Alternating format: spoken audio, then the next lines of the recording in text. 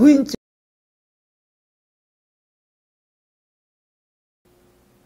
우리가 장기가 우리 몸 안에 들어있어도 각 장기가 하는 역할은 이미 정해져 있거든요. 그 정해져 있는데 내부의 장기의 기능이 떨어지면 반드시 얼굴의 형태나 빛깔 이런 걸로서 그 장기의 기능 상태를 역으로 읽어낼 수가 있어요. 근데 저의 공통점은 뭐냐? 키가 큰 소인증도 거인증도 공통점은 신장 기능이 떨어진 합병증이라는 거예요. 그런 게 써 있다는 거예요. 얼굴에요. 자폐증도 마찬가지고요. 그래서 이런 걸 볼 때 소장에서 영양분을 흡수하는 기능이 떨어진 것 플러스 신장과 간이 피를 여과하는 기능이 떨어진 게 합쳐지는 것이 성장을 멈추게 하는 거지 않나. 근데 이제 우리 인체 구조적으로 서로 우리 인체는 서로 상호적이잖아요. 세포, 신경선, 뇌 이래서 서로 그 정보를 주고받고 지시도 하고 그래서 뇌파에 의해서 근육세포가 수축 팽창을 하고 이제 이런 거를 이렇게 종합해서 보면은 성장이 이렇게 멈춘 저기를 결정적으로 크게 하는 혈은 2, 3번은 항상 이제 기본 사혈로 들어가잖아요. 그러니까 이거는 이제 별로 그냥 항상 심천 사혈은 여러분들이 본사에 전화 걸어 보면은 2, 3, 6, 8번을 아주 노래를 부를 거예요. 기본 사혈 하라고요. 이 생리 구조에 보면 2, 3, 6, 8번이 가장 중요하거든요. 근데 이때 상체 신경을 조절해주는 그 기관은 9번, 53번, 1번이 관장을 하고 하체 쪽은 6번, 14번이 관장을 하거든요. 그럼 8번은 신장과 간, 3번은 소장, 그럼 2, 3, 6, 8번 하고 9번, 53번, 1번 빼고 6번, 14번을 빼주면 성장을 얼마든지 할 수 있고 가능성이 저는 높다. 그래서 오히려 거인증도 지금 내가 언급하는 사혈점을 똑같이 어려서부터 미리 빼주면 오히려 거인증도 치료가 가능하다. 거인증 강약제기는 이렇게도 설명을 하거든요. 그래 거인증은 비정상적으로 세포 분열을 빨리 하는 건 우리가 거인증이고 영양 공급이 기본적으로 장에서 영양분 자체를 가공을 못하거나 영양분이 가공이 돼도 혈액 속에 산소가 부족해서 소화를 못 시키면 세포 분열이 왕성하게 이루어질 수가 없고 세포 분열 속도가 빨라야 산도가 높아지고 산도가 높아진 만큼 몸에 산소 부족이 오면 작거든요. 그래서 보통 우리가 젊은 놈이 무슨 잠이 많이 해도 여러분들 한번 생각해 보세요. 어릴 때 잠이 많던가요? 노인 돼서 잠이 많던가요? 우리가 나이가 많다고 하는 건 어혈이 많다는 얘기고 어혈이 많다는 거는 생혈의 양이 적은 거고 생혈의 양이 적으면 세포 분열을 하고 수축 팽창을 돕는 활동성 세포의 숫자가 그만큼 적다는 거거든요. 그럼 우리가 나이가 들면서 어혈의 양이 늘어나는 만큼 생혈의 양이 적고 그러면 세포가 분열하는 세포가 적으면 어때요? 몸에 산소 부족도 빨리 나타나고 산소 보충도 빨리 되니까 나이가 들수록 잠이 없단 말이에요. 그래 이런 논리를 우리가 어린아이한테 적용시켜보면 어린아이 때 잠이 이렇게 많은 거는 세포 분열 속도가 왕성하기 때문이다. 세포가 분열하기 위해서는 1차적으로 그 영양분이 필요한 게 우리가 1순위고 2차적으로는 그 영양분을 소화를 왕성하게 시켜야 세포 분열이 일어나는데 세포 분열을 하려고 하면 산소가 그만큼 필요한데 신장과 간이 피를 여과하는 기능을 정상화시켜야 피가 맑아진 만큼 산소 밀도가 높아져서 세포가 영양분을 소화시키는 기능이 향상되어야 세포 분열 속도가 빨라지기 때문에 남들과 똑같이 세포 분열을 통해서 우리가 성장 속도를 맞춰나갈 수 있지 않겠느냐 이렇게 풀어낼 수가 있어요. 이제 그런데 저는 사실 그래요. 현대의학이 갑상선 호르몬 또 이렇게 성장 호르몬 해도 결국은 이런 것들이 저는 산이다 이렇게 보고 있거든요. 그래서 우리 인체 조직을 보면 뼈가 성분이 다르고 인대가 성분이 다르고 힘줄이든지 머리카락이든지 손집이든지 손톱이든지 이런 모든 조직들이 이렇게 질감을 보면 서로 다르거든요. 그런데 이런 것들이 우리가 한 가지 성분만 넣고 화학 반응을 일으켰느냐 두 가지를 넣고 화학 반응을 일으켰느냐 뭐 몇 가지를 넣고 화학 반응 그래서 제가 표현하면 우스갯소리로 그런 표현도 하잖아요. 우리가 세면 공고리를 칠 때 세면만 양생시킬 수도 있고 모래를 넣고 양생시킬 수도 있고 철근 넣고 자갈 넣고도 양생시킬 수 있고. 안녕하세요. 한 주 잘 보내셨나요? 요즘 봄이라 벚꽃, 진달래, 매화꽃이 아주 복사꽃까지 만발했네요. 코로나만 아니면 많은 사람들이 와서 꽃을 보면 좀 정서적으로 좋을 텐데 코로나 때문에 오시라 소리도 못 하겠네요. 오늘 강의 주제는 이제 사열 중에 좀 주의 사항에 대해서 좀 설명을 할까 하고 주제를 정했어요. 저도 이제 여러 사람들이 이렇게 사열하면서 제가 이렇게 주의점에 대해서 설명을 하면은 이걸 논리적으로 잘 이해를 하면은 시행착오를 좀 겪지 않고 할 수가 있는데, 이걸 이제 강사교육 같으면은 좀 체계적으로 잘 이해하고 넘어가는데, 참 한국 사람이 한국말 알아듣는 게 참 이제 어렵구나 하는 거를 저도 종종 실감을 해요. 그래서 이렇게 생리치의 이 공식이라고 하는 걸 여러분들이 이렇게 논리적으로, 제가 책에 보면은 수학의 구구법이다 하는 거는 뭐예요? 공식을 얘기하는 거죠. 그래 이제 이 공식에 대해서 이해를 해버리면 무엇을 하고 무엇을 하지 말았으면 하는 게 답이 저대로 얻어지는데, 사실 이 공식, 자연의 생리 이치, 공식, 수학의 구구법, 율법, 이런 것들이 쉬운 것 같으면서도 어렵고 또 알고 나면 아주 또 쉽고 좀 애매한 구석이 좀 있기는 있단 말이에요. 그래서 이 시간에는 사열시의 좀 주의사항에 대해서 좀 시행착오를 겪지 않으려면은 제가 부탁드리고 싶은 말씀은 이런 얘기 해드리고 싶어요. 제가 현대과학을 무시하자는 얘기도 아니고 비방하자는 얘기도 아니에요. 현대과학은 출발할 때부터 이렇게 나왔으니까 결과가 이렇게 되지 않느냐. 우리가 동양과학도 마찬가지고 현대과학도 마찬가지고. 근데 이런 방법들이 우리 인체를 건강 관리하는데 치료에 이렇게 딱 정답이었다면 우리는 병이 나아야 돼요. 근데 이게 병이 안 낫는다면 무언가 잘못됐거든요. 그러면 이게 과연 공부가 잘못됐냐? 처음부터 공부가 잘못된 공부냐? 우리가 하는 방법이 잘못됐느냐? 그러면 부분적으로 맞는 것도 있고 안 맞는 것도 있는데, 결과적으로는 지금 대부분이 보면은 현대의학이라고 하는 게 이게 발상 자체가, 제가 하는 말 잘 귀담아 들으시면 돼요. 우리가 현대의학이 성분학, 해부학, 통계학이잖아요. 성분이나 해부학은 우리가 눈으로 확인하는 거예요. 그렇죠? 우리가 수치를 재고 사진으로 찍어서 이제 나오고, 근데 이런 것들이 우리가 비정상으로 병적으로 이렇게 나타나는 모든 현상들이 따지고 보면 보이지 않는 성질의 세계거든. 성질의 세계가 뭐냐? 생리 이치와 화학 반응의 이치가 원인 제공을 한 결과물을 우리가 성분으로 사진으로 볼 수 있다는 거예요. 그 우리가 사진으로 눈으로 보고 성분학으로 눈으로 보고 이거는 원인에 의해서 나타난 결과를 원인이라고 보면, 여기에다 방점을 찾다 보면 근본 원인이 보이지 않거든요. 그래서 생리 이치 전체를 보고 이렇게 판단을 내리는 거와 개개인이 하나씩 끊어서 이렇게 연구한 거를 많이 외워갖고 하는 건 내용이 같을 수가 없습니다. 근데 이 많은 내용을 내가 다 일일이 설명드리려면 여러분들 400시간 강의 드려야 되는데, 그거 일일이 다 들을 수 있냐? 이렇게 반문하면 그 속에 하고 싶은 내용들이 말이 많아지잖아요. 그래서 여러분들이 기존의 학문 가지고 우리가 안 되고, 그러면 기존의 학문 가지고 안 되고 하는 것도 우리가 살펴보자고요. 이것이 치료 방법이 맞고 정답인데 병은 완치가 안 된다. 그런데도 이게 정답이다. 여러분 스스로 판단해 보라는 거예요. 그럼 내 공부가 애매한데 병은 낫는데 과학적으로 증명이 안 됐으니까 이건 못 믿겠다. 그럼 병이 낫는 건 못 믿고 안 낫는 건 믿냐? 이렇게 반론하면 여러분들도 할 말 없잖아요. 그러면 내가 여러분들한테 설명해 주는 내용들은 뭐냐? 헤드라인을 설명해 줄 수밖에 없다는 거예요. 자연의 공식을 다 얘기하다 보면 말이 엄청 길어지기 때문에 이런 건 하지 말고 이런 건 하십시오 하고 했으면 무조건 맹신하고 따르는 대로 하면은 시행착오를 적게 겪고, 자기 생각을 자꾸 보태면 보탤수록, 따지면 기존에 안 되는 방법을 자꾸 보태면 보탤수록 어때요? 치료 효능이 떨어지고 시행착오를 겪을 수밖에 없잖아요. 오늘도 어느 분이 찾아와서 그런 얘기를 해요. 자기가 이제 간이 나빠가지고 이제 신부전증 오기 전에 간경화 이러면 어때요? 이제 황달에서 흑달로 이미 넘어갔단 말이에요.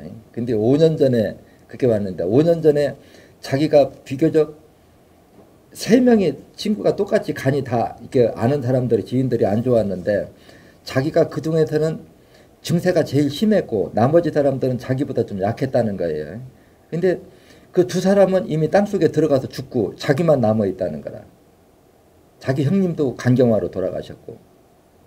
근데 또 다른 증세가 있는데 이런 건 또 어떻게 쓰면 좋겠냐고 이렇게 문의를 하길래 그런 건 이런 쪽으로 대응하면 될 거다 하고서는 너무 걱정하지 말고 이제 해보라고 됐는데, 그래도 이런 걸 보면은 여러분들이 생각해도 간이 나빠서 거의 흑달까지 간 상황에서 그게 좋아졌다. 근데 이런 것들을 믿음을 갖고 잘 해야 되는데 또 이왕 하면서도 사열만 중요한 게 아니라 주의점들도 지켜야 될 상황들이 많거든요. 제가 간을 얘기할 때 여러분도 상상해 보세요. 간을 얘기할 때 간이 하는 역할이 뭐냐. 여가 기능으로 보면 피를 맑게 하는 거지만 사실 따지고 보면 식물이 우리 사람이나 동물 먹으라고 산 게 아니고 자기 살라고 나온 거란 말이에요. 그럼 자기 몸을 동물이나 우리 인간이 뜯어 먹으면 피해를 줘가지고 그걸 못 뜯어 먹게 하기 위해서 독성을 지닌 게 시구, 떨구, 쓰고, 아리고 이게 중산 탄인산이다. 이 탄인산은 중산은 혈액 속의 지방 단백질을 응고시키는 거다. 근데 우리 인간이나 동물은 그런 식물을 또 먹어야만 사니까 그걸 또 이기는 쪽으로 진화를 했단 말이에요. 그래 이기는 쪽으로 진화를 하다 보니까 그 탄인산을 해독으로 보면 간이고 먹이사슬 연결고리로 보면 먹어치우는 거거든요. 그런 중산 탄인산을 먹이로 먹어치우고 소화시킨 배설물이 쓸개 담즙이다. 그러면 시구, 떨구, 쓰고, 아리고는 식물이 자기 몸을 방어하기 위한 독이다. 독이라고 하는 걸 뭐냐? 상대 생명체에다 피해를 입히기 위한 목적으로 만든 성분이다. 그게 중산 탄인산이다. 근데 중산 탄인산은 질소가스의 기체가 액체화된 게 산이고 기체가 액체화된 물질은 열에 약하다. 이렇게 설명을 하잖아요. 그럼 자, 이거를 이제 기초 바닥에다 깔아두고 여러분들이 한번 생각을 키워보세요. 우리가 신장과 간이 피를 여과하는 기능이 정상이라서 혈액 속의 산도가 높지 않고 피가 맑았다고 하면 혈액 속의 지방 단백질이 응고되지 않아서 많은 양의 혈전, 어혈이 생기지 않습니다.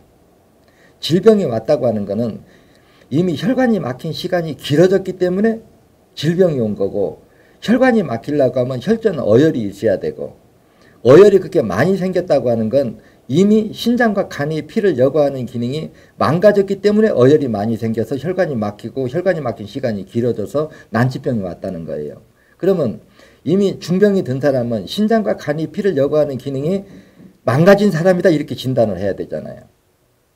그러면 간이 망가졌으면 중산 탄인산을 해독할 능력이 없다 이렇게 봐야 돼요. 그렇죠? 그럼 우리가 맛으로 보면 신맛, 떫은맛, 쓴맛, 아린맛은 피해주는 게 좋아요. 그렇죠? 이걸 굳이 이제 먹으려고 하면 열을 가하든가 발효를 해버리면 그 독소가 날아가는데, 특히 그거를 날걸로 건조시켜서 먹었다 그러면 독을 먹은 거나 같은 현상이 일어나거든요. 그래서 어떤 병이 크게 들은 사람은 어혈이 많은 사람이고, 어혈이 많은 사람은 이미 신장과 간이 피를 여과하는 기능이 망가진 사람이다. 이렇게 진단을 할 때는 우리가 신장과 간이 피를 여과하는 기능이 정상인 사람은 신 거, 떫은 거, 쓴 거, 아린 거 먹어도 간이 그놈을 먹고 소화시켜서 배설물인 쓸개 담즙으로 만들어버리면 아무 문제가 될 게 없습니다. 그래서 여러분들이 주변을 봐도, 여러분들 자신 식성을 봐도 젊어서는 신과일, 떫은 과일, 신김치를 좋아하다가 나이가 들수록 간 기능이 떨어지면 신과일, 신김치를 싫어하거든요. 이런 걸 안다고 하면 간과 중산 탄인산과는 직접 관계가 있다. 그래서 이미 신장과 간이 피를 여과하는 기능이 망가져서 병이 온 사람은 중산 탄인산은 그냥 먹는 거는 쥐약이나 마찬가지다. 이래서 제가 모든 음식은 가능하면 익혀서 먹어라, 열을 가해서 먹어라 그렇게 얘기하거든요. 그래서 심지어 채소까지도 익혀서 먹어라 하는 거는 그 녹색소나 시구, 떨구, 쓰고, 아리고 이런 맛들은 식물이 자기 몸을 방어하기 위한 목적이, 방어라고 하는 건 상대한테 피해를 입히겠다는 뜻이거든요. 그래 피해를 입히는 게 혈액 속의 지방 단백질을 응고시키는 게 그게 피해예요. 강산은 녹여버리고 중산을 응고시킨다 이렇게 얘기하잖아요. 그럼 이 말을 요점 정리하면 신장과 간 기능이 떨어진 사람은 시구, 떨고, 쓰고, 아린고는 가급적이면 먹지 않는 게 좋고, 또 굳이 먹으면 피해를 적게 하려고 하면 그걸 발효시키거나 열을 가해버리면 중산 탄닌산은 질소가스의 기체가 액체화된 물질이기 때문에, 기체가 액체화된 건 열에 약하다는 거예요. 그래서 열을 가해서 그 기체화시켜서 그 독소를 없애든가.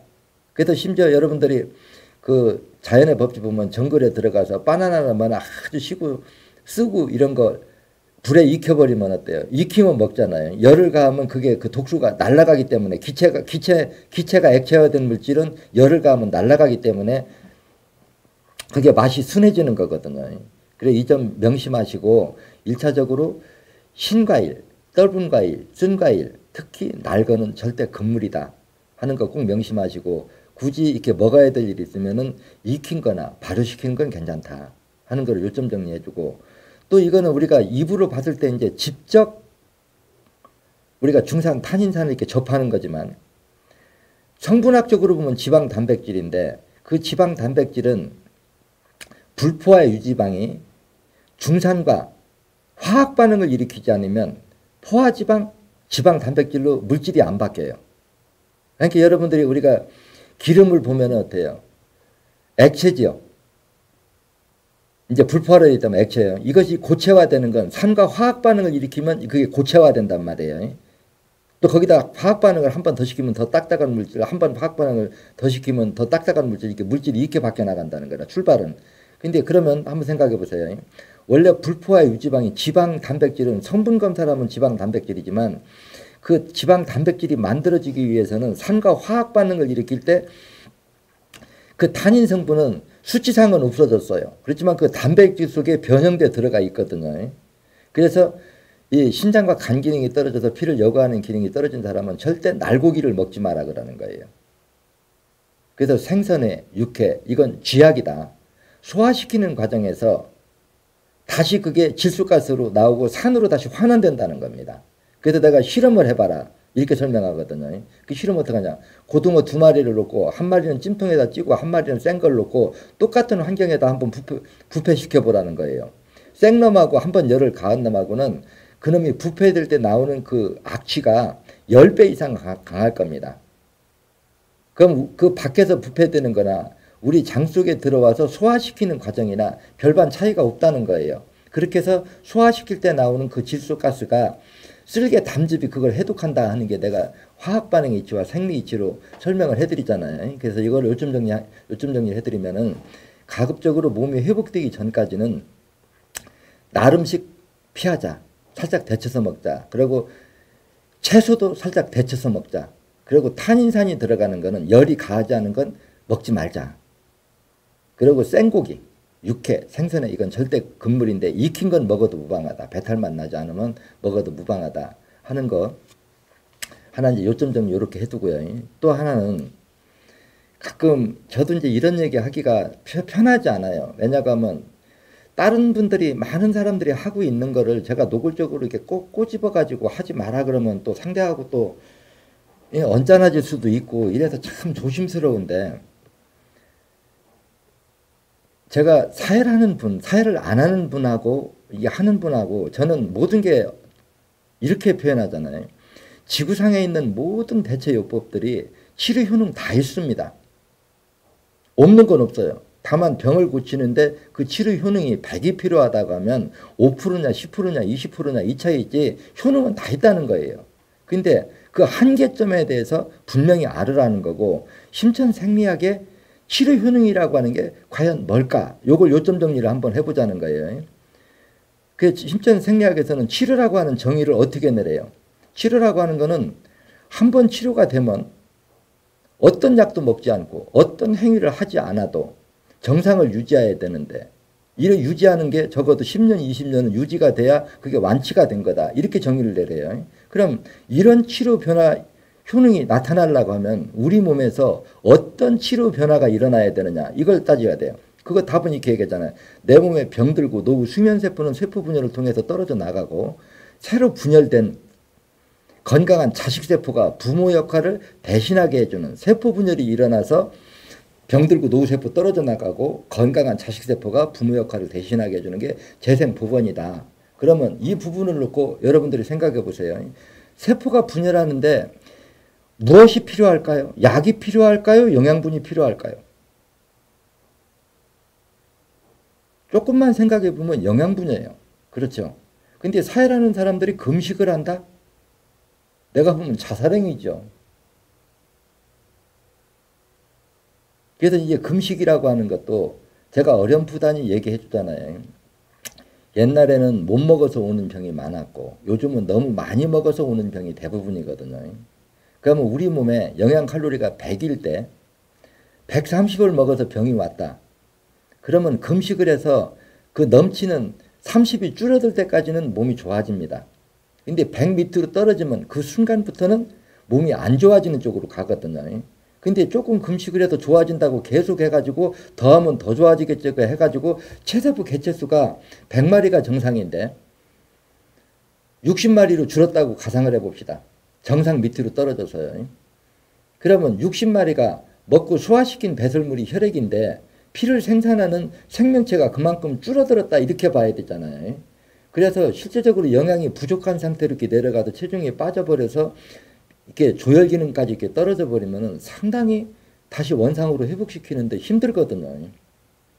근데 넘치게 비정상적으로 영양분을 100이 필요한데 130, 150, 200을 먹던 사람이 금식을 할 때 조금 좋아진다고 끝까지 금식을 해버리면 더 좋아질 거라고 생각하는 발상이 이거 생리치를 너무 모르고 한다는 거예요. 그래서 비정상적으로 많이 먹던 사람이 잠깐 그 넘치는 걸 소진시키기 위해서 잠시 금식을 하는 건 좋다는 거예요. 그런데 사혈요법은 뭐를 이해하셔야 되느냐면 우리는 인위적으로 일주일에 300, 500 아주 약해도 200g씩을 계속 우리 몸 바깥으로 빼냅니다.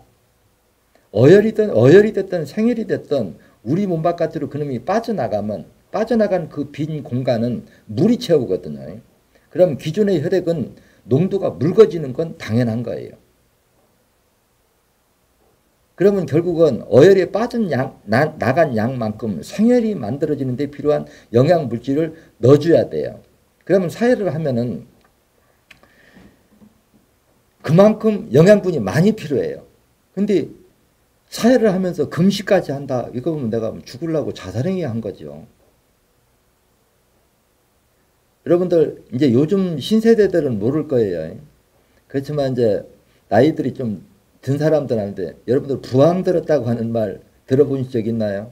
요즘은 부항이라는 아마 용어 자체도 잘 모를 겁니다. 왜냐하면 부항은 옛날에 보릿고개 시절에 먹을 게 없어갖고 물로 갖다 배 채우고 막 저칼로리 음식 너무 먹고 그러면 그냥 몸이 이렇게 팅팅 붓는 걸 우리가 부항 들었다 그러거든요. 먹을 걸 못 먹어가지고 영양이 부족해서. 왜냐하면 우리 인체에 신진대사라고 하는 게 뭔가 한번 생각해 보세요. 신진대사라고 하는 게 뭐냐.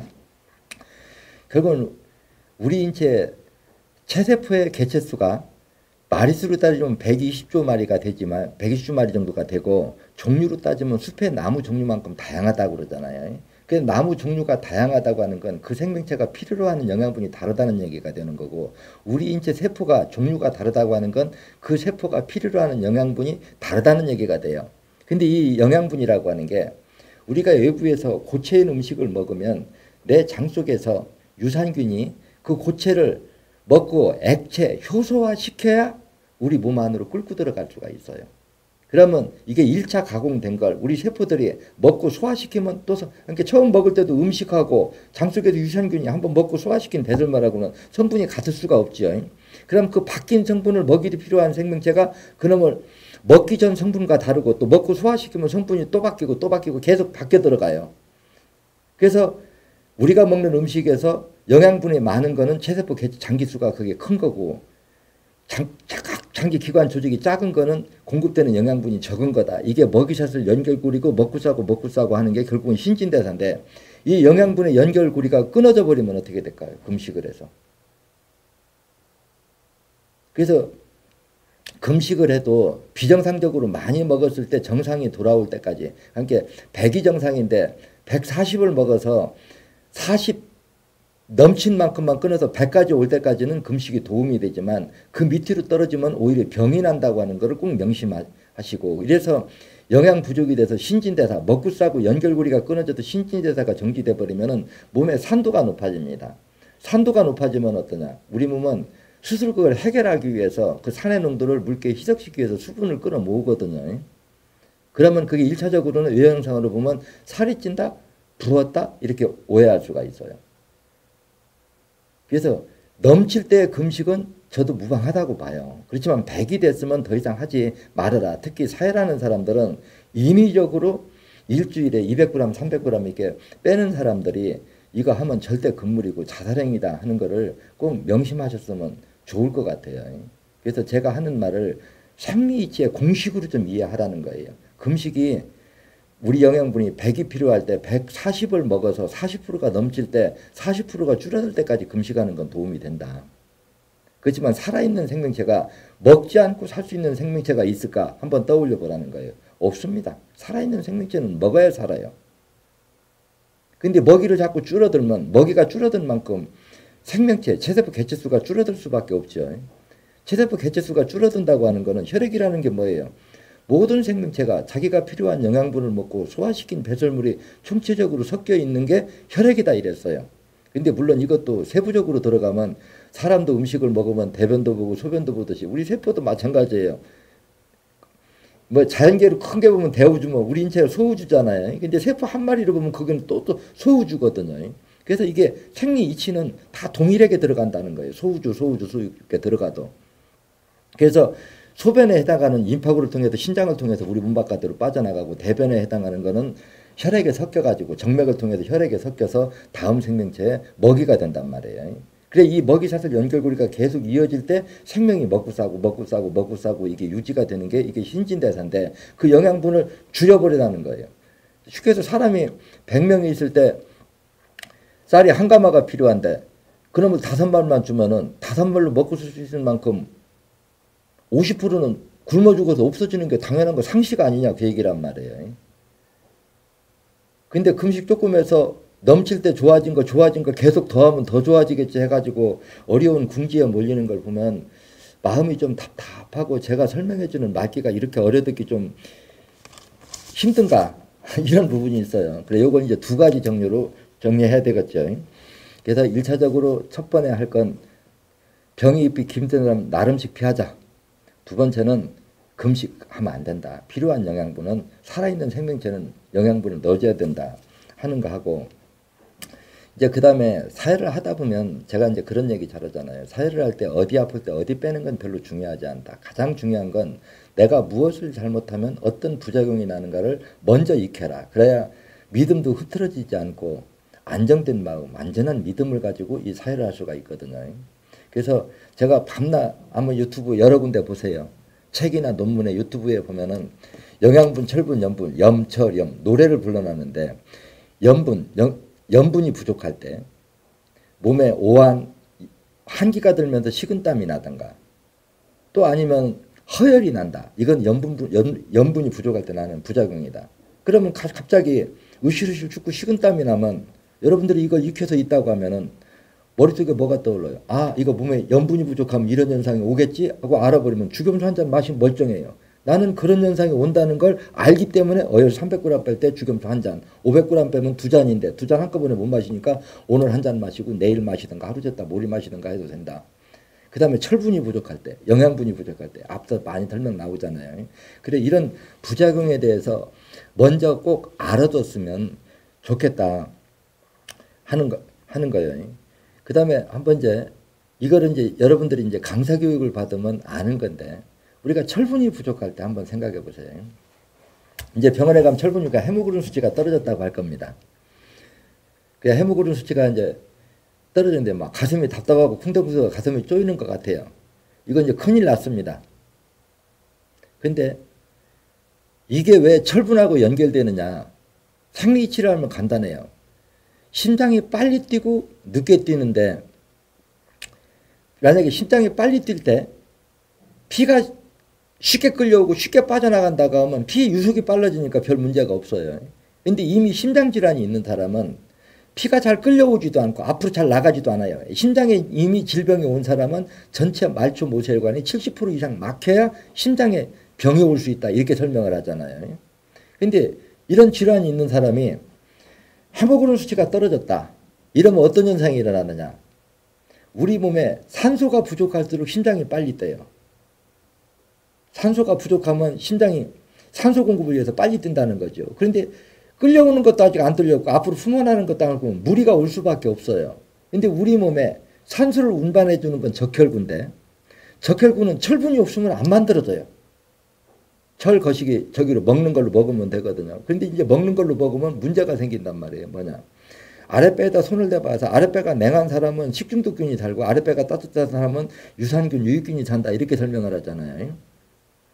근데 아랫배가 냉한 사람은 철분이든 뭐든 먹어도 우리 몸 혈액 안으로 그 영양물질을 끌어들이든 못해요. 그래서 이걸 안으로 끌어들이지 못하면 반설사라든가 가스가차든가 소화가 안 되는 현상들이 일어난단 말이에요. 그래서 이럴 때는 어때요? 철분제 맞는 게 귀찮아 그냥 네가 이기나 내가 이기나 보자 하고서는 그냥 앉아 소파 옆에다 부항기 딱 놓고 하루 쉬다 또 빼고 하루 쉬다 또 빼고 2, 3번만 그냥 그렇게 빼라는 거. 무게도 달지 말라고 그러잖아요. 그래서 2번이 잘 나오면은 밥맛이 좋아져요. 그래서 별명도 내가 밥도둑혈이다. 아주 재미있는 별명 하나 붙여줬잖아요. 실제 한번 2번 빼가지고 뻥 뚫려보세요. 밥맛이 달아지고 밥이 꿀맛 같습니다. 고소해지고 단맛이 느껴져요. 2번을 빼서 뚫어지면.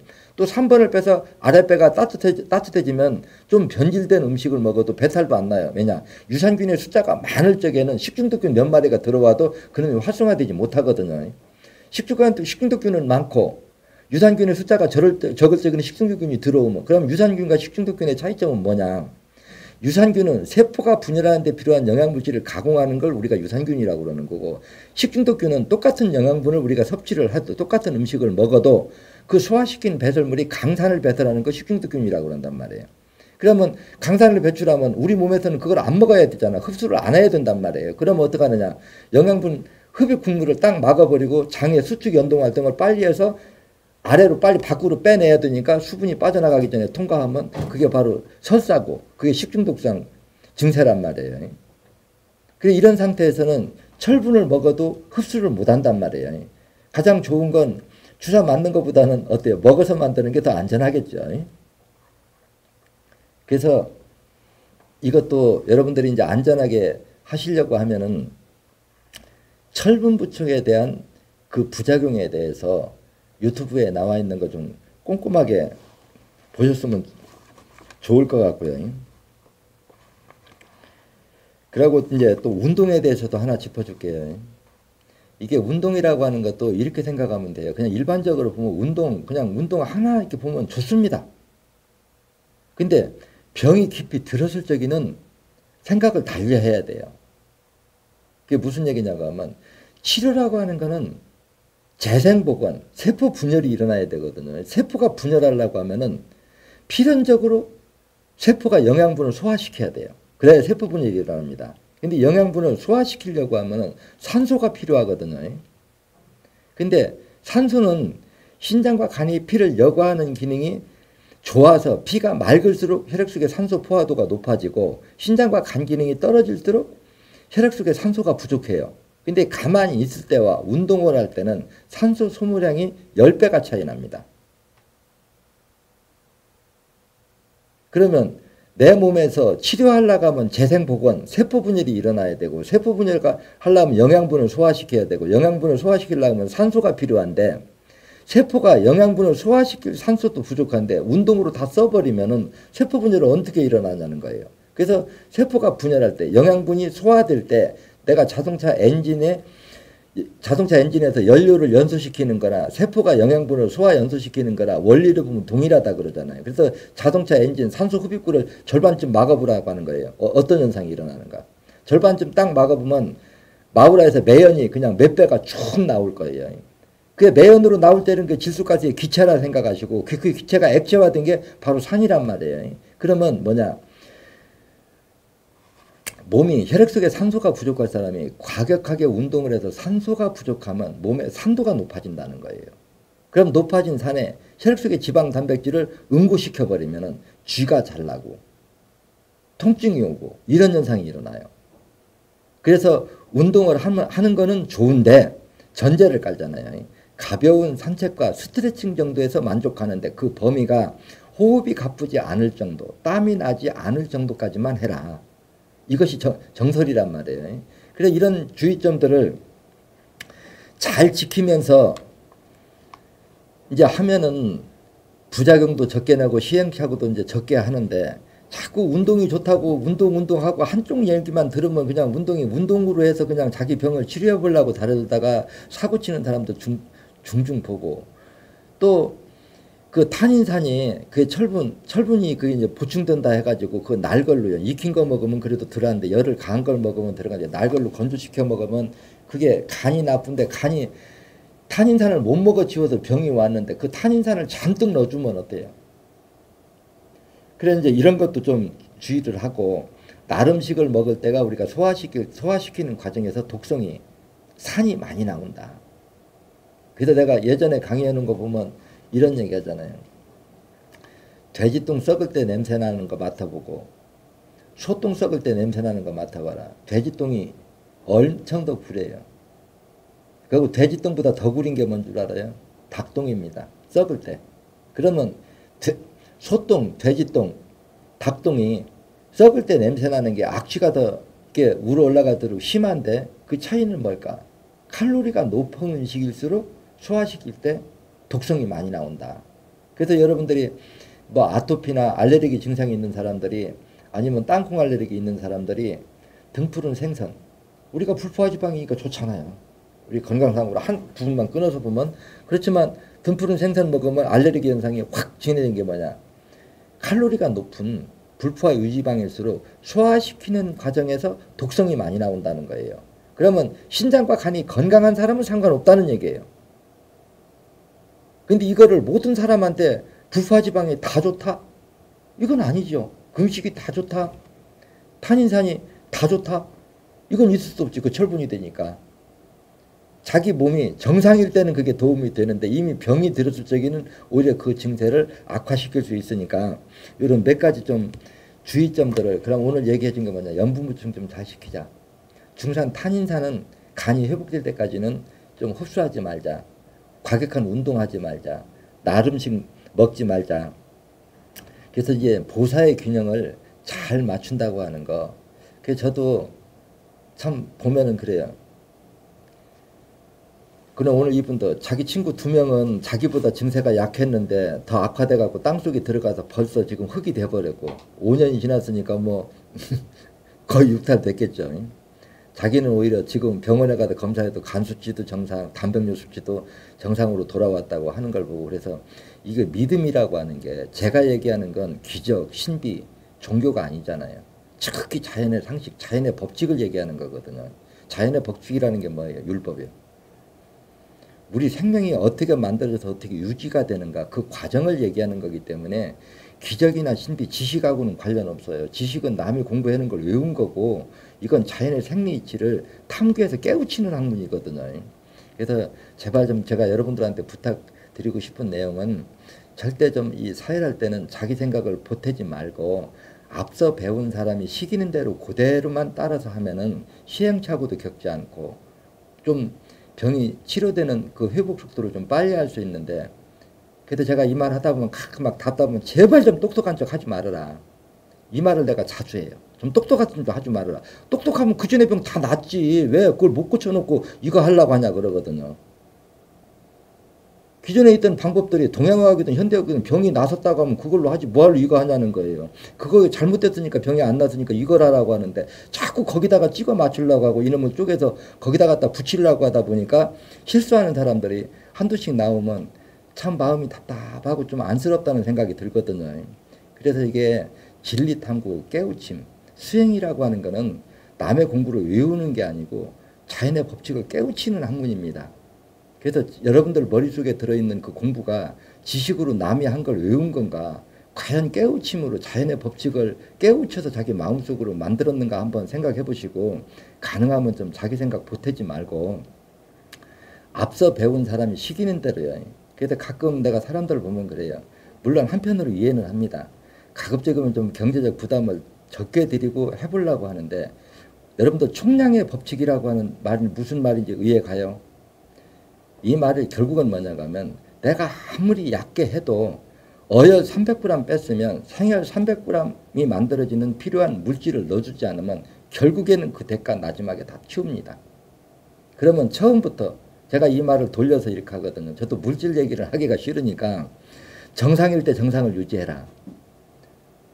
그래 헤모글로빈 수치를 정상일 때 그래서 아무리 떨어져도 10 밑으로는 떨어뜨리지 말라는 거예요. 우리가 12.5에서 한 14까지가 정상이라고 볼 때 10 밑으로만 떨어뜨리지 말고 하면은 가장 안전하게 하는 방법이 있는데 이 사혈요법이 헤모글로빈 수치가 떨어져도 왜 사람이 이제 본인은 견딜만 하냐고 하면 이유는 간단해요.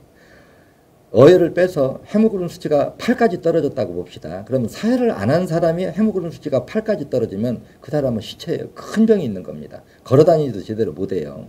근데 사혈을 해서 헤모글로빈 수치가 7까지 떨어졌다.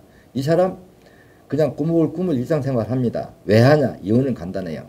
어혈을 자관 어떻게 됐든지 어혈을 빼낸 양만큼 혈관은 뚫렸고 혈관이 뚫릴 만큼 피의 유속이 빨라졌어요. 그러면 혈액 속에 산소 포화도가 똑같다고 하더라도 어혈이 빠져나와서 피의 유속이 빨라진 만큼 쉽게 해서 1분에 피가 한 바퀴 돌 때 산소 공급 능력과 두 바퀴 돌 때 산소 공급 능력은 달라요. 근데 문제는 산소가 부족해지면은 현대과학으로 말하면 젖산이 갑자기 혈액 속에 늘어난다는 거예요.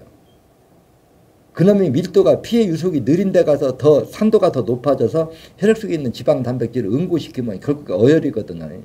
그래서 오늘도 내가 어느 분한테 그런 얘기를 해줘도 자기가 뺀 게 바켓으로 따지면 몇 바켓을 뺐다고 그런 얘기를 해요. 아 맞다. 그게 뭐냐면 내 몸에서 한꺼번에 그렇게 많지 않아요. 어혈이 만들어지면서 빼내면서 만들어지면서 빼내면서 하니까 이렇게 많아져요. 그래서 몰아빼기라고 하는 것도 여러분들이 깊이 있게 이해하면 한 군데서만 집중적으로 계속 빼버리면 어떨까요? 그 자리는 피의 유속이 빨라지잖아요. 그럼 피의 유속이 빠른 데는 산도가 낮고 피의 유속이 느린 데는 산도가 높아요. 그럼 산도가 피의 유속이 빨라져서 산도가 떨어지기 전에는 혈액 속에 있는 지방 단백질이 흘러오 산도가 낮은 데서는 그냥 지내오다가 여기만 오면 액체화되는 거라. 마치 우유에다가 식초나 신과일 넣으면 이렇게 응고되듯이. 그러면 찌끔찌끔 빼면 최근에 금방 응고된 거 빼내고 그 묵은 어혈은 안 나와버려요. 그러면 뭐 나는 사혈을 2년에 3년에 내도 별 효과가 없다 이런 말 나오거든요. 그러다 보니까 내 몸에서 어혈이 만들어지는 양보다 빨리 빼내야 되겠고 근데 빨리 빼내야 되겠는데 안 나오면 못 빼고 또 빼내고 체력이 떨어지면 못한단 말이에요. 그래서 이런 것들을 다 맞추는 게 신천생리학이에요. 그래서 이걸 다 설명하려고 하면 한 400시간이 되는데 가끔 가다가 이제 이렇게 답답한 생각들 하시고 한번 보면은 저도 마음이 갑갑해요. 그래서 저는 이런 얘기 하고 싶어요. 저는 성격이 이렇게 산속에서 오래 살아서 사람 만나는 것도 싫어하고 세상이 답답해서 이제 이 일을 하고 뭔가 기존의 학문이 잘못됐다고 이걸 바로잡아주기 위해서 이 일을 하거든요. 그러면 이걸 받아들이는 사람도 순수한 면으로 받아들여서 오늘 그분도 5년 동안 사일했다가 하면 내가 보면 놀래지래요. 근데 5년 동안 다른 사람은 다 죽고 자기는 간이 나빠서 다른 사람은 복수 차가지고 결국 다 죽었는데 자기는 지금 완전히 병원에 가서 혈액 검사하고 저게 정상으로 돌아왔기 때문에 다른 것도 또 해보고 싶다고 이렇게 문의를 한단 말이에요. 그런 걸 보면 결국은 여러분들 간경화 그거 일반적으로 그게 낫는 병 아닙니다. 심부전증 낫는 병 아니에요. 단백뇨 계속 나오면 그 다음에 심부전증 진단 나오거든요. 이게 우연이 된 게 아니라는 거예요. 그래서 약이라고 하는 거는 우리 몸이 못하는 걸 대신하는 게 약이다. 그래서 내 몸 스스로 하게 하려고 하면 세포 분열이 일어나야 되고 세포 분열이 일어나려고 하면 약이 필요한 게 아니라 그 세포가 분열하는 데 필요한 영양물질이 필요하다는 거 여러분들이 머릿속으로 꼭 참고하시고 가능하면 여러분들이 시행착오 겪지 말고 이 신천의학을 생리학을 접한 분들은 모두가 건강하고 행복해졌으면 하는 게 제 바람입니다. 오늘 제가 좀 말이 좀 빨라졌죠. 예. 여러분 또 한 주 건강하게 보내시고 시행착오 겪지 말고 32번, 4번, 18번 이 말 무슨 의미인지 알죠? 이거 말해서 어떤 우리가 어려운 상황에 해결책이 없을 적에는 암담하거든요. 발등에 불 떨어져서 뜨겁다고 하지 마시고 미리 예방 차원에서 32번, 4번, 18번 왜 빼라고 하는지 곰곰이 되새겨 보시고 여러분 다음 주에 봐요. 네, 반가웠습니다.